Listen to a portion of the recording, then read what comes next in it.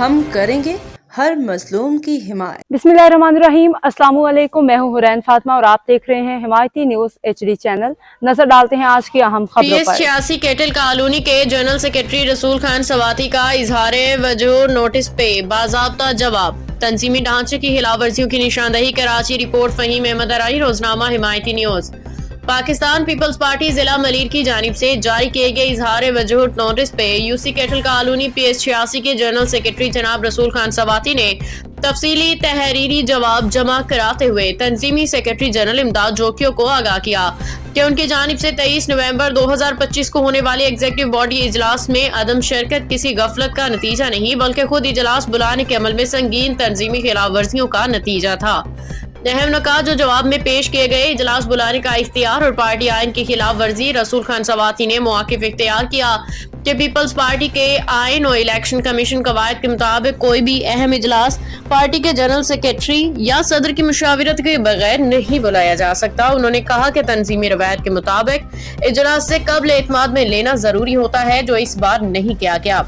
नज़ीर अहमद भुट्टो की जानिब से अदम एतमाद और मुशावरत का फुक़दान। PS86 के सदर नज़ीर अहमद भुट्टो पर इल्जामात आयद करते हुए सवाती ने कहा कि न इन्हें इजलास के इनेकाद से मुतालिक आगाह किया गया, न एजेंडे पे मुशावरत की गई, न ही किसी मरहले पे राब्ता हुआ जिसके बायस वो इजलास से मुकम्मल तौर पे लाइल्म रहे।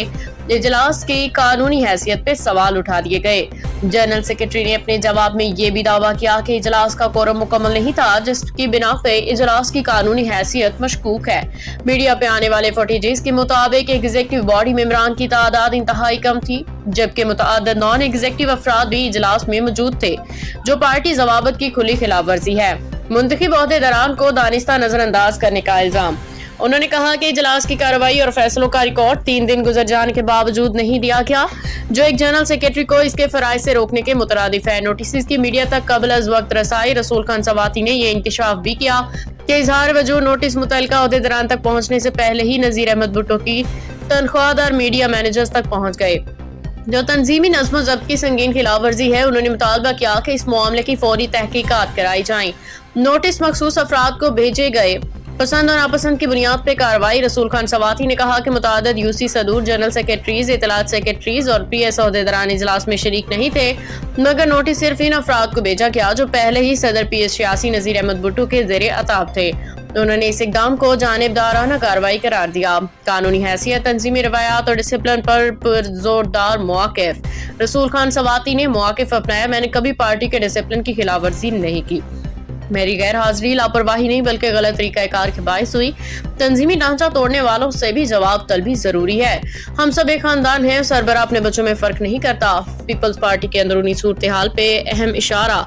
इजलास में मुंतखब ओहदेदारान की गैर हाजिरी और कोरम नामुकम्मल होने के हवाले से सवाती का जवाब पार्टी के अंदर बढ़ते हुए तंजीमी इख्तिलाफात की निशानदही करता है, जिसके फौरी हल और मुनसिफाना तहकीकात पार्टी के लिए जरूरी करार दी गई हैं।